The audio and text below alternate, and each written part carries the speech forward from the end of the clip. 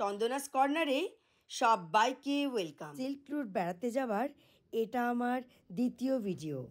শিয়ালদা থেকে রাত্রি 10টায় ট্রেনে চড়ে পরের দিন আমরা 8টা 10-এ এনজিপিতে নামলাম। আমরা রয়েছি 17 জন, আর সেইভাবেই আমাদের গাড়ি বুক করা আছে এখানে। সময় মতনই গাড়ি এসে উপস্থিত হলো, আর 3টে গাড়িতে জিনিসপত্র সমস্ত সমানভাবে তোলা হলো, আর আমরাও বসে পড়লাম। আগমলোকের দূরত্ব এনজিপি থেকে 113.4 কিলোমিটার, অ্যালটিটিউড প্রায় 7000 ফিট। আগমলোক পৌঁছতে আমাদের সময় লাগবে প্রায় 4 ঘন্টা। সবার সমস্ত জিনিসপত্র দেখে শুনে আমরা তুলে ফেললাম 3টে গাড়িতে। তারপর রওনা দিলাম আগামলোক। আগমলোক সিক্কিমের একটি ছোট্ট গ্রাম, যা প্রাকৃতিক সৌন্দর্যে ভরপুর। এখানকার সাংস্কৃতিক ঐতিহ্যও দারুণ, যেখানে স্থানীয় মানুষের জীবনযাপন, তাদের উৎসব এবং রীতিনীতি এক ভিন্ন পৃথিবীতে নিয়ে যেতে পারে। চললাম তিস্তা নদীর পাড় দিয়ে, যা বাংলাদেশ এবং ভারতের একটি গুরুত্বপূর্ণ নদী। এটি পূর্ব ভারতের একটি বৃহত্তম নদী। তিস্তা নদীর পার্শ্ববর্তী এলাকাও সৌন্দর্যে ভরপুর, যা পর্যটকদের ভীষণ আকর্ষণ করে। জোর খিদে পেয়েছিল আমাদের। এই হোটেলটা দেখে আমরা নেমে পড়লাম টি আর ব্রেকফাস্টের জন্য। যতক্ষণ খাবার সার্ভ হচ্ছে ততক্ষণে হোটেলের চারপাশটা আমি স্মৃতির পাতায় জুড়ে রাখলাম। একটা ব্রিজ, আর তার তলা দিয়ে চলেছে সরু একটা নদী। হোটেলে যে যার জায়গা নিয়ে আমরা বসে পড়লাম। আলুর পরোটা এবং সঙ্গে ছিল ছোলার তরকারি। সব শেষে রয়েছে চা। বেশ ঠান্ডা ঠান্ডা ওয়েদার। চা খেয়ে সবাই বেরিয়ে পড়লাম আবার আমাদের গন্তব্যস্থলে। এখনও অনেকটা পথ। সিক্কিম ঢোকার আগে মিলিটারি চেকিং ছিল। সমস্ত পেপারস নিয়ে আমাদের 3 গাড়ির ড্রাইভারই নেমে পড়ল এবং তারা নিজেদের কাগজপত্র তাদেরকে দেখাতে শুরু করলো। তাই কিছুক্ষণ আমাদের এখানে দাঁড়াতে হলো। কিছুক্ষণ বাদেই আমরা ঢুকে পড়লাম সিক্কিমে। ওয়েদারটা একটু ঠান্ডা ঠান্ডা হয়ে আসছিল, আর আমরাও ছিলাম ভীষণ টায়ার্ড। তাই মাঝে কফি ব্রেকের জন্য আমরা দাঁড়ালাম।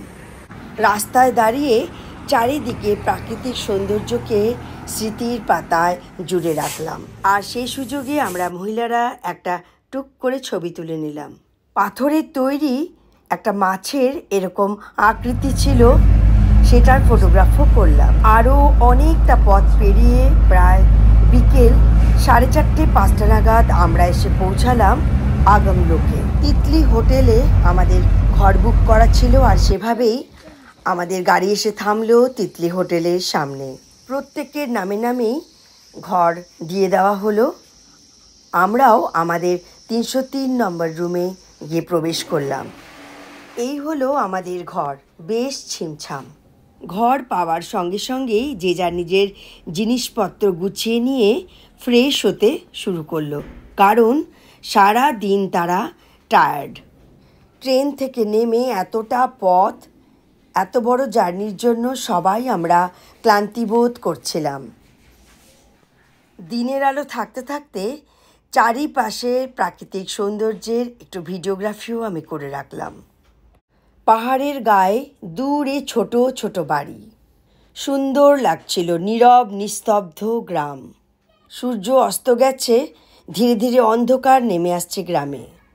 আমাদের আজ একটা সেলিব্রেশনও আছে, তাই সেই আয়োজনে আমরা ব্যস্ত হয়ে পড়লাম সেলিব্রেশন রুমে। আমরা সেলিব্রেট করব সুকান্তদার জন্মদিন।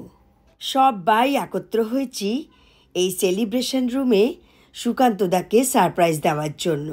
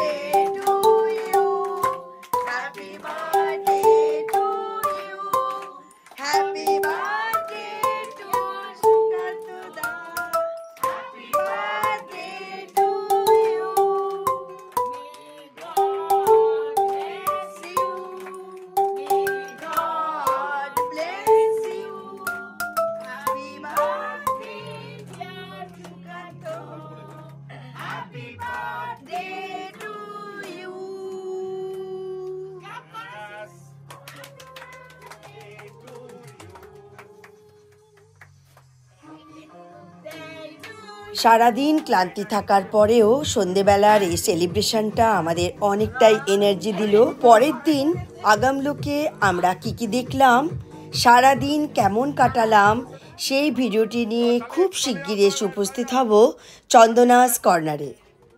আমার আজকের ভিডিওটি কেমন লাগলো অতি অবশ্যই কমেন্ট বক্সে জানাবেন। সঙ্গে থাকুন আর দেখতে থাকুন চন্দনাস কর্নার।